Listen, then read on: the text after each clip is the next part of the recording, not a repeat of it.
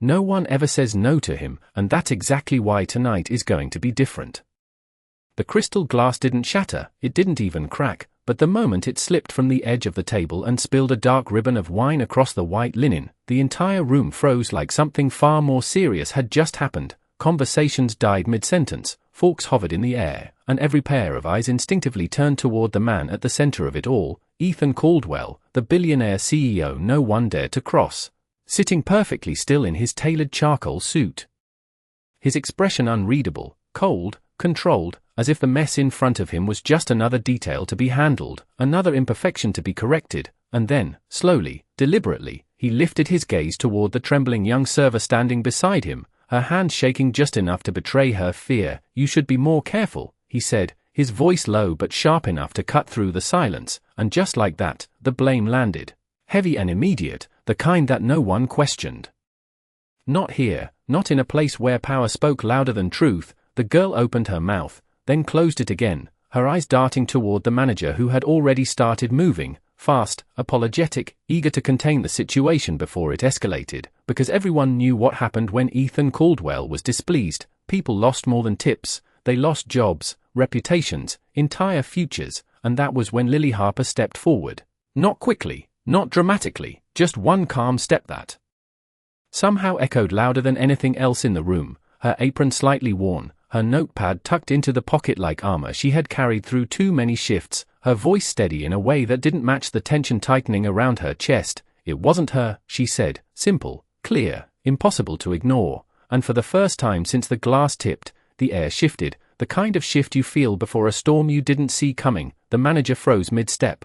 The other servers glanced at her like she had just crossed a line no one ever crossed, and Ethan, for the briefest fraction of a second, didn't respond, not because he hadn't heard her, but because no one spoke to him like that, not in public, not ever. Lily didn't look away, even though her pulse was hammering so hard she could feel it in her throat, even though every instinct told her to step back, to apologize, to survive the moment the way everyone else always did. But she had done that before, in another restaurant, with another manager who smiled while humiliating people who couldn't afford to fight back, and she had promised herself something the night she walked out of that job with nothing but her last paycheck and a suitcase that barely zipped. She would never stay quiet again, not when it mattered, not when someone else was about to pay the price for something that wasn't their fault. "I saw it," she added, softer this time but no less firm. The table wasn't balanced, the words hung there, fragile but unbreakable, and now the entire restaurant was watching, not the CEO, not the spilled wine, but her, the waitress who didn't know when to stop, or maybe the only one who finally did. And Ethan leaned back slightly in his chair, his fingers brushing the edge of the table as if considering something far more interesting than the stain spreading across the linen, his eyes settling on her with a focus that felt different, not anger, not yet, something quieter, sharper, like he was seeing her not as a mistake to correct, but as a variable he hadn't accounted for. And when he finally spoke, his tone had changed just enough to make it worse. "Is that so?" he asked, and the question wasn't really about the glass anymore. It was about her, about why she was still standing there, why she hadn't backed down like everyone else always did. And Lily straightened just slightly, her grip tightening around the edge of her notepad, the small worn corner where she had once scribbled a reminder to herself, "Fairness matters," grounding her in a moment that suddenly felt bigger than a single table, bigger than a single shift. "Yes, sir," she said, meeting his gaze without flinching, and somewhere in the silence that followed, something invisible shifted into place, something neither of them could undo, because for the first time in a very long time, Ethan Caldwell had been told no, and the night was just getting started. The silence did not break all at once, it unraveled slowly, like a room remembering how to breathe after holding it too long, but the tension did not disappear, it sharpened, turning every glance into a question and every second into a quiet countdown. The manager finally stepped forward again, his voice tight, controlled, the kind that tried to smooth over problems before they grew teeth. "Lily, why do not you step away for a moment?" But she did not move, not yet, her eyes still locked on Ethan Caldwell, because stepping away now would mean undoing everything she had just done, and she could feel it, that thin invisible line between keeping her job and keeping her word. And she had already chosen. Ethan's gaze did not leave her, not even as the manager hovered nervously at the edge of the moment, waiting for a signal that never came, because Ethan was not looking at the spill anymore, he was studying her. The way someone studies a puzzle that does not fit where it should. His fingers tapped once against the table, slow, deliberate, and then he reached for his napkin, not to clean the mess, but to set it aside, like the wine no longer mattered. Then perhaps, he said evenly, you should fix it. The words were simple, but they landed with weight, not a command shouted in anger, but something quieter, more precise, and Lily understood immediately. This was not about the table anymore. This was about pressure, about whether she would bend now that the room was watching even more closely. She nodded once, controlled, and moved forward, her hand steady despite the storm inside her chest, blotting the spill carefully, efficiently, refusing to rush, refusing to fumble, because she knew every movement was being measured, not just by him, but by everyone who had already decided how this would end. And when she finished, she placed the fresh cloth down and met his gaze again. The table has been adjusted, she said, calm, professional, giving nothing away.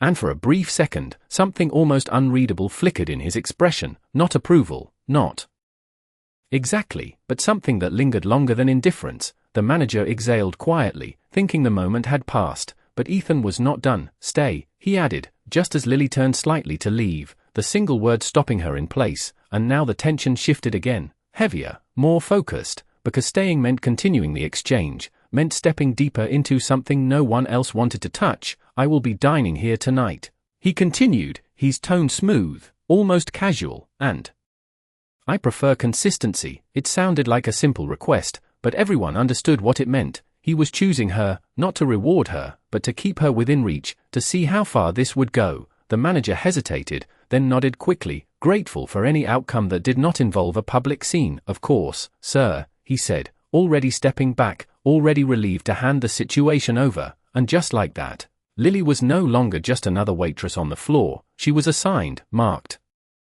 placed directly in the path of a man who did not lose control, because he did not need to. Control followed him wherever he went. She took a breath, small, steady, grounding herself in the familiar weight of her notepad, the faint crease where her thumb always rested, reminding herself why she was still standing there, why she had not stepped back like everyone expected. And as she moved to prepare for the next course, she could feel it, not eyes on her, but one pair of eyes that mattered more than all the others combined, watching, waiting, calculating, not with anger, but with something far more dangerous, curiosity. And somewhere deep beneath the polished calm of the restaurant, beneath the quiet music and the low murmur of conversation slowly returning, something had shifted that could not be undone, because this was no longer a mistake to smooth over. It was the beginning of something intentional, something neither of them fully understood yet, but both of them had already stepped into, whether they realized it or not.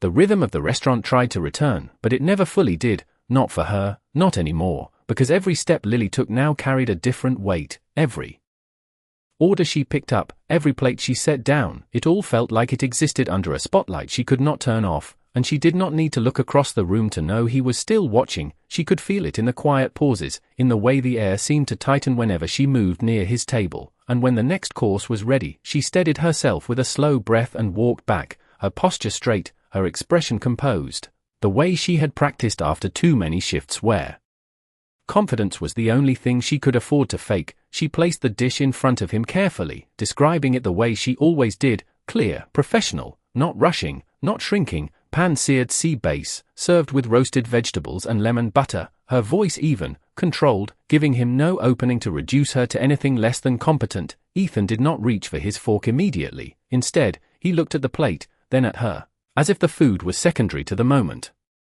itself. Do you always correct your customers? He asked, his tone mild, but the question was anything but casual, and there it was, the test laid out plainly now, not hidden behind spilled wine or quiet pressure. Lily did not answer right away. She let the silence sit just long enough to show that she was choosing her words, not reacting. Only when they are wrong, she said finally, and somewhere behind her, she heard a glass set down a little too quickly. Someone reacting to the audacity of it, but she did not turn. She stayed exactly where she was, because this was no longer about the room. It was about the line she had drawn and whether she would erase it herself. Ethan's lips curved slightly, not a smile, not something warm, but something that acknowledged the answer as if it had met a standard only he understood. And you are always certain, he continued, his fingers now resting lightly on the edge of the table, relaxed, but deliberate, that you are right. Lily felt the question land deeper than the first, because this one was not about the moment, it was about her, about the foundation she stood on,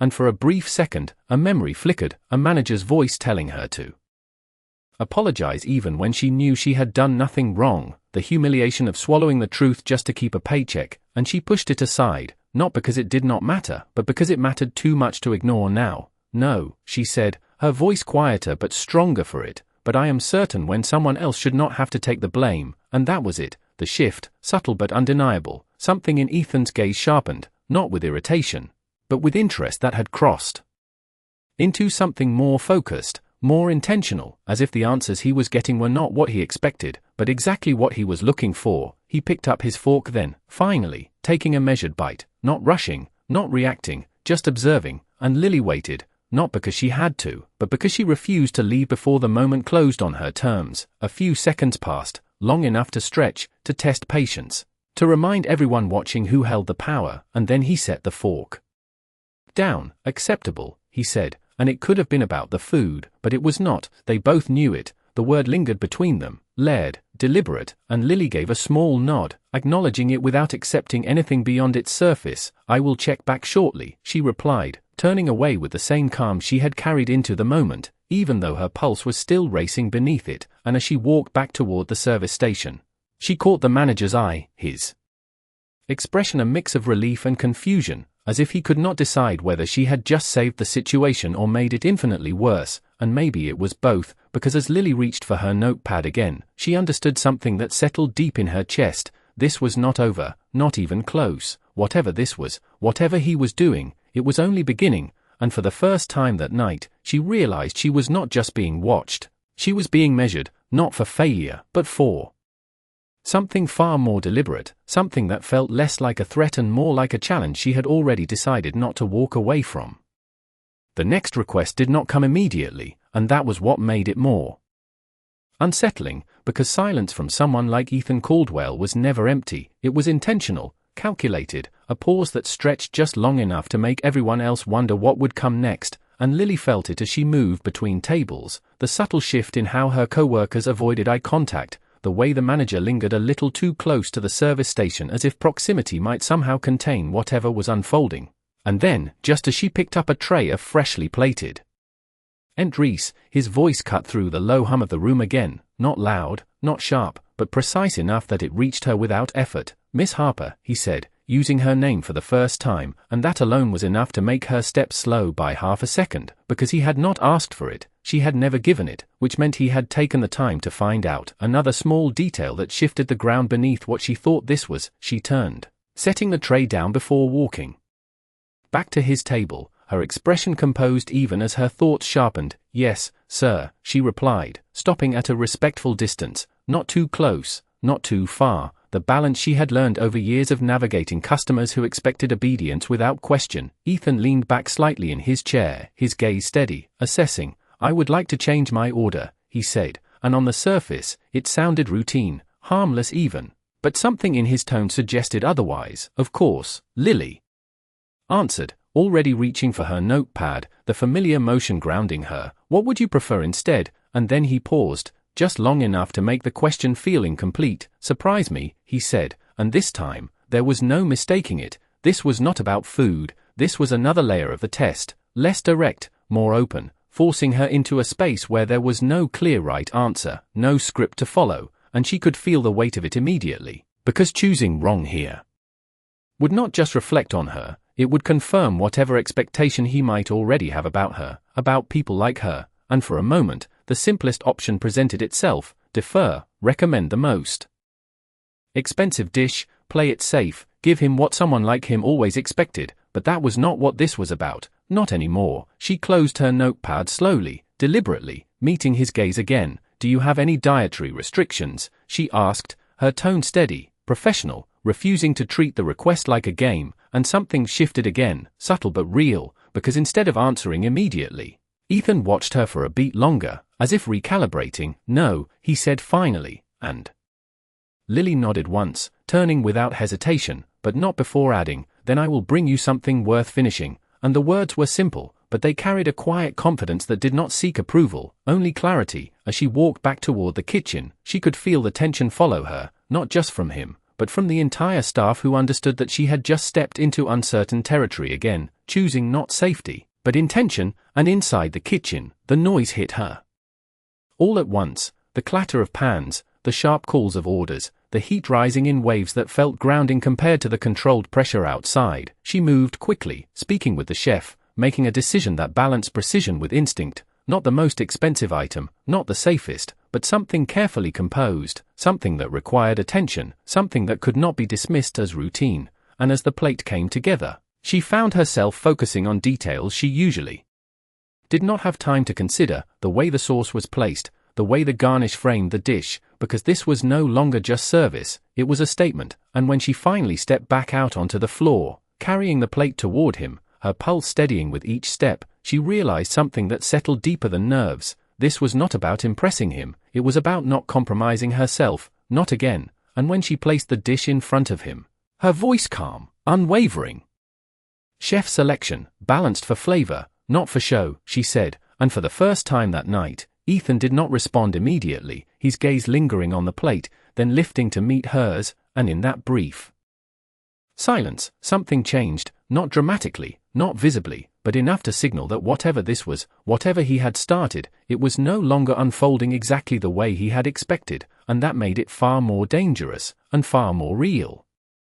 He did not touch the fork right away, and that alone was enough to stretch the moment thin again, the kind of silence that made the rest of the restaurant fade into the background, even though the room had long since returned to its usual rhythm, because this table was no longer part of that rhythm. It existed just outside it, in a space defined by something quieter and far more deliberate. Lily stood there, not rigid, not tense, but present, her hands relaxed at her sides even as every instinct told her this was another edge she was standing on. And Ethan's gaze moved from the plate to her again, slower this time, more focused, as if the choice she had made mattered more than the dish itself. "Balanced for flavor," he repeated softly, not questioning, just noting. And then finally, he reached for the fork, cutting into the dish with the same measured precision he had shown in everything else, the movement unhurried, controlled, as if even this was part of something larger. Lily did not look away, but she did not lean in either. She gave him space to react without searching his face for approval, because that was not why she had made the choice she did. A few seconds passed, long enough for the tension to settle into something steadier, and then he took a bite,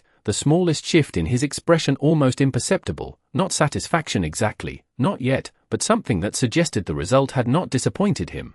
And when he set the fork down again, his eyes remained on the plate for a moment longer before lifting back to her. "You did not choose the most expensive option," he said, and it was not an accusation, but it was not neutral either. It was observation sharpened into a question. Lily shook her head slightly, her voice calm, even. "You did not ask for the most expensive option," she replied, and again, the answer landed differently than most would have, because it did not try to impress, it clarified. It defined a boundary that she was not willing to cross just to meet an expectation he had not explicitly given. Ethan leaned back in his chair, his posture shifting almost imperceptibly, less rigid, more considered. "Most people would assume," he continued, his tone quieter now, less performative, "that someone like me expects excess," and there it was, not a test framed as a command this time, but something closer to curiosity, something that stepped just slightly outside the pattern he had maintained all evening. Lily allowed herself a small breath before answering, not because she was unsure, but because she understood the weight of the question had changed. "Most people would be right," she said, then added, just as steady, "but you did not ask for excess, you asked for a decision." And for the first time, something unmistakable shifted in his expression, not dramatic, not softened, but real, a flicker of recognition that had not been there before, as if the answer had met something deeper than the surface exchange they had been maintaining. He glanced back at the plate, then at her again, and when he spoke this time, his voice had lost a fraction of its edge. "And you are comfortable making decisions for someone you do not know." It was not a challenge, not entirely, but it carried a different kind of weight, one that reached beyond the restaurant, beyond the role she was playing here, and Lily felt it. The question beneath the question, the implication that decisions had consequences, that stepping forward always came with a cost. She held his gaze, not defiant, not submissive, just steady. "I am comfortable standing by the ones I make," she said, and the words settled between them with a finality that neither of them rushed to break, because something had shifted again, not in volume, not in spectacle, but in direction. The dynamic no longer felt like a simple test of obedience or resistance, it felt like something more layered, something that neither of them had fully defined yet, and as Lily stepped back, giving him the space to continue his meal, she realized that whatever line she had crossed earlier in the night, she was already too far past it to pretend this was still just another shift. And across the table, Ethan Caldwell watched her walk away, not with dismissal, not with indifference, but with a focus that had sharpened into something far more intentional, because for the first time in a very long time, the outcome of the situation in front of him was no longer entirely predictable, and that made it something he could not ignore.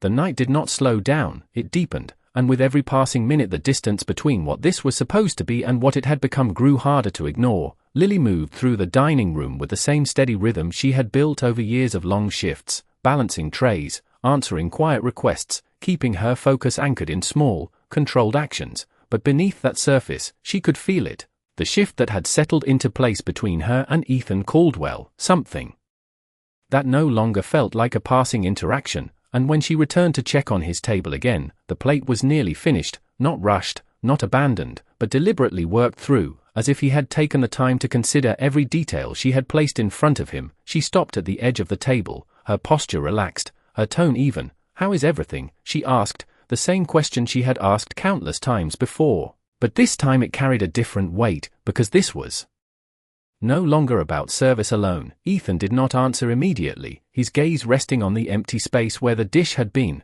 then shifting upward to meet hers, and there was something different there now, not softened, not warm, but less distant, as if the barrier he had maintained was no longer entirely intact. "You made a decision," he said instead, his voice low, thoughtful in a way it had not been earlier, and Lily held his gaze, not confused, not surprised, because she understood what he meant. "Yes," she replied simply, and for a moment, neither of them spoke, the silence no longer tense in the same way, but charged with something quieter, something that felt less like a test and more like a conversation that had not been acknowledged as one. Ethan leaned back slightly, his fingers resting against the table as he studied her. "Tell me something," he said, and the phrasing alone shifted the ground again, less command, more request, even if it still carried authority. "Why did you not walk away earlier?" And the question landed differently than anything he had asked before, because it reached beyond the immediate moment, beyond the spilled glass or the chosen dish. It went to the core of what had started all of this.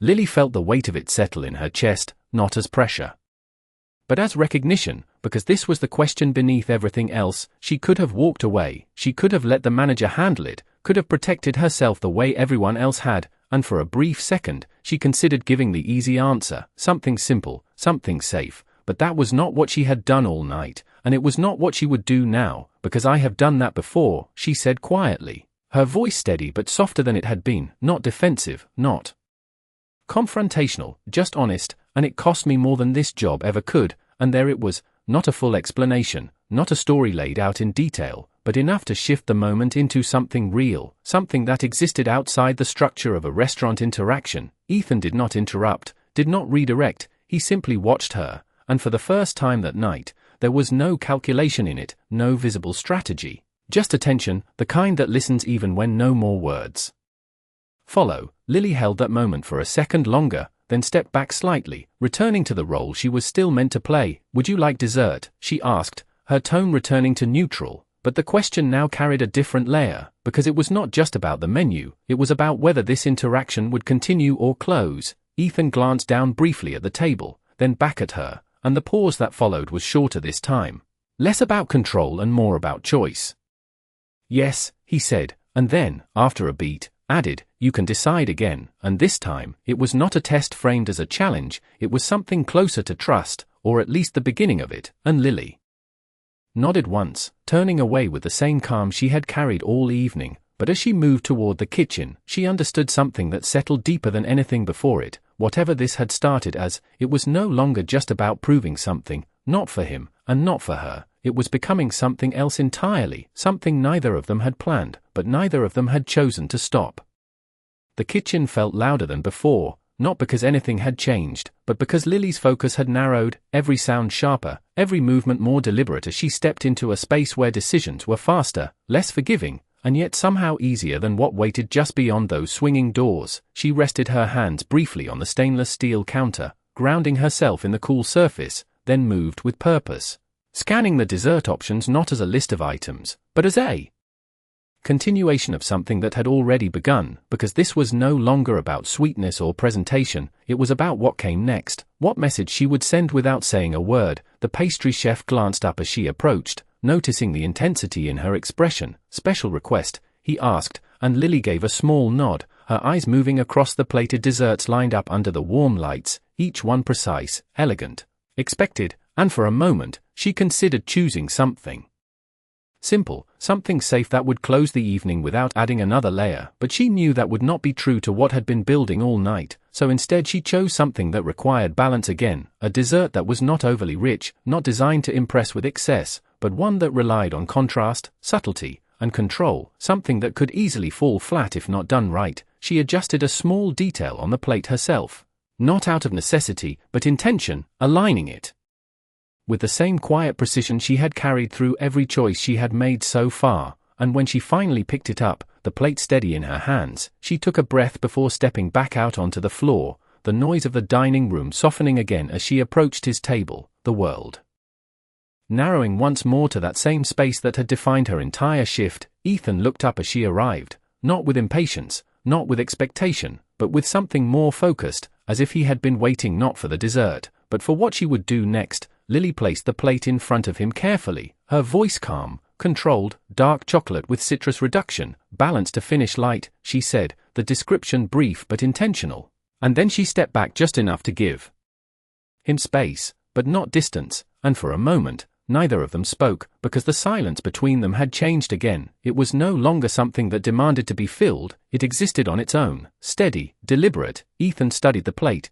then lifted his gaze to her, and this time, when he spoke, there was something different in his tone, something that no longer carried the same edge as before. "You are consistent," he said, not as a challenge, not even as a question, but as a statement that acknowledged something he had been observing all night. Lily held his gaze, her posture relaxed, her answer simple, "I try to be," and for the first time, the words did not feel like part of the test, they felt like part of something else, something that had shifted beyond roles and expectations. Ethan picked up the fork, but before taking a bite, he paused, his eyes still on her. "Do you ever wonder," he said slowly, "what happens when consistency meets something unpredictable?" And the question lingered, not tied to the dessert, not tied to the restaurant, but to something larger, something that reached beyond the boundaries of the evening. Lily felt it settle, not as pressure, but as a recognition of the space they were stepping into, because unpredictability had been part of her life long before this moment. It had shaped the choices she made, the line she refused to cross, and she did not look away when she answered.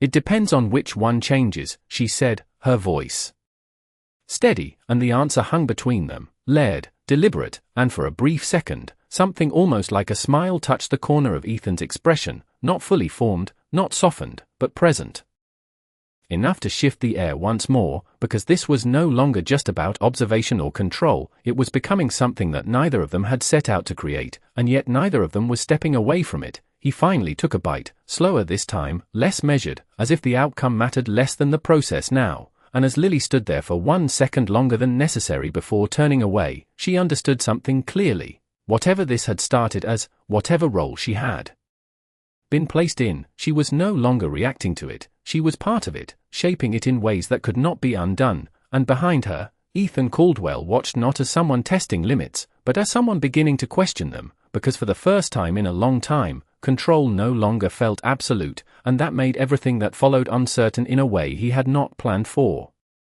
The restaurant had begun to thin out, the late evening crowd shifting toward quieter conversations and half-finished glasses, but the table in the center of it all remained unchanged, as if time moved differently there, slower, more deliberate, and Lily could feel it even as she cleared plates from nearby tables, the awareness that whatever had unfolded between her and Ethan Caldwell had not settled. It had only deepened into something waiting for its final shape. When she returned again, the dessert plate was nearly empty, not abandoned, not rushed, but completed with the same quiet intention he had carried through the entire meal, and as she reached to clear it, his hand moved slightly, not to stop her, but enough to signal that he was not finished yet. "Sit," he said, the word low, controlled, but unmistakably direct, and for a fraction of a second, everything inside her stilled, not out of fear, but because the request crossed a boundary that had been carefully maintained all Night, waitress and guest, service and distance, lines that existed for a reason, and she felt the weight of that line now more than ever. The manager was across the room, watching without watching, the staff moving in patterns that avoided this table without making it obvious, and Lily understood exactly what was being asked, not just physically, but symbolically, and she did not move right away, her fingers still resting lightly on the edge of the plate, her posture steady. "I am still working," she replied, her voice calm, respectful, but firm enough to hold its ground, and the refusal did not land like the others. It did not spark tension or challenge. Instead, something shifted in Ethan's expression, something quieter, more internal, as if the answer mattered in a different way than he had anticipated. He leaned back slightly, studying her again, but this time the observation felt less like evaluation and more like understanding taking shape. "Of course you are," he said, and there was no edge to it now, no test hidden beneath the words, just acknowledgement, and for a moment, neither of them spoke, the silence no longer charged with pressure, but filled with something that felt almost resolved. Lily lifted the plate then, her movement smooth, controlled, returning to the role she had held all evening, but she could feel it. The shift had reached its peak. Whatever question had been asked, whatever line had been tested, it had found its answer, and as she turned to leave, his voice came again, softer this time, not calling her back, but stopping her just enough. "Lily," he said, and hearing her name like that, without distance, without formality, changed something in a way she had not expected. She paused, turning slightly, her attention fully on him, and for the first time that night, Ethan Caldwell did not look like the man the entire room had been avoiding. He looked like someone who had just reached a conclusion he had not planned for. "You were right," he said, simply, no explanation, no elaboration, but the words carried more weight than anything else he had said, because they were not about the glass, or the meal, or the choices she had made. They were about something deeper, something that had been unfolding beneath every exchange. Lily held his gaze for a moment, not surprised, not triumphant, just steady, because she understood that this was not about winning. It never had been. "I know," she replied quietly, and the words were not arrogance, they were certainty, the kind that did not need validation to exist, and for the briefest second, something like a real smile touched his expression, not polished, not controlled, but genuine in a way that did not belong to the man everyone else thought they knew. He reached into his jacket then, pulling out a simple card, placing it on the table where the empty plate had been. "When you are done here," he said, his tone even again, but not distant, "we should continue this conversation somewhere it is not limited by a menu." And the offer hung there, not as a command, not as an expectation, but as an opening, something she could choose to step into or walk away from. And Lily glanced at the card, then back at him, her thoughts steady, clear, because for the first time that night, the decision did not feel like pressure, it felt like possibility. And without picking it up yet, without committing or refusing, she gave a small nod, acknowledging it for what it was, and then she turned, walking back into the rhythm of the restaurant. But nothing about that rhythm felt the same anymore, because something had shifted beyond the surface, something neither of them could undo, and whatever came next would not be part of the test that had started this night. It would be something entirely different.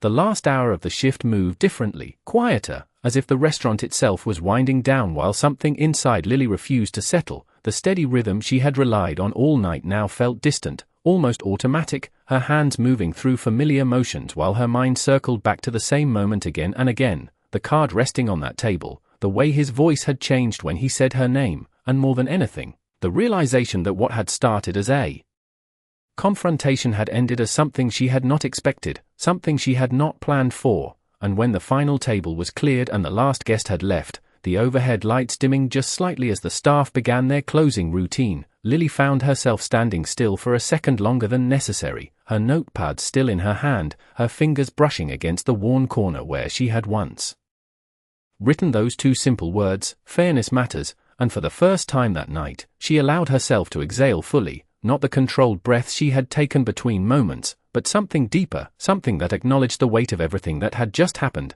The manager passed by, offering her a look that was equal parts relief and disbelief, as if he still had not decided whether she had just saved the night or complicated it beyond repair. "You did not get fired," he said quietly, almost as if he was still confirming it himself, and Lily gave a small, tired smile. "Not tonight," she replied, and the words carried more meaning than they appeared to, because this had never just been about keeping her job, and as the staff continued to move around her, stacking chairs, wiping down tables, resetting the room for a new day that would not remember any of this, Lily turned her attention back to the center table, now empty, clean, as if nothing unusual had ever happened.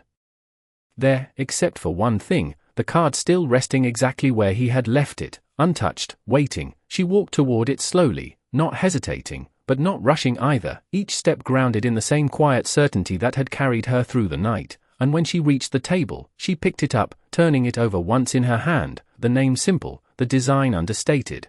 Nothing about it needing to prove anything because everything it represented already did. Ethan Caldwell, the name. Alone carrying a weight that extended far beyond this room, but for the first time, that weight felt different to her, less like something to be wary of and more like something she understood just a little better, not the power, not the reputation, but the man behind it, or at least the part of him he had not shown to anyone else in that room. She slipped the card into her apron pocket, not as a decision made in haste, but as an acknowledgement of what had already begun, because walking away now would not undo anything, it would only leave it unfinished, and Lily had never been the kind of person to leave something unfinished once she understood its meaning. She moved back toward the service station, finishing the last of her closing duties with the same care she had shown all evening. But there was a quiet shift in her now, something steadier, something that did not come from the job or the routine, but from the realization that she had not just endured the night, she had shaped it, and somewhere beyond the walls of the restaurant, beyond the expectations that had defined her role for so long, something new was waiting, not guaranteed, not simple, but real in a way that felt worth stepping toward. And as she finally untied her apron, folding it neatly before placing it down, she paused for just a second, her hand resting lightly over the pocket where the card now sat, a small, tangible reminder of a moment that had changed direction in ways neither of them had planned, and then she turned toward the door, stepping out into the cool night air, the city stretching out around her in quiet contrast to the contained world she had just left behind, the streetlights casting soft reflections on the pavement, the distant hum of traffic grounding everything back into something familiar, but nothing felt quite the same, because for the first time in a long time, Lily was not just walking away from something, she was walking toward something, and somewhere in the city, not far but not within reach yet, a man who had built his world on control was already thinking about the one person who had refused to give it to him. Not as a problem to solve, but as a presence he could not ignore, and whatever came next would not be decided by power alone, it would be shaped by something far more unpredictable, something that had started with a single moment of refusal and had grown into something neither of them could pretend was accidental anymore.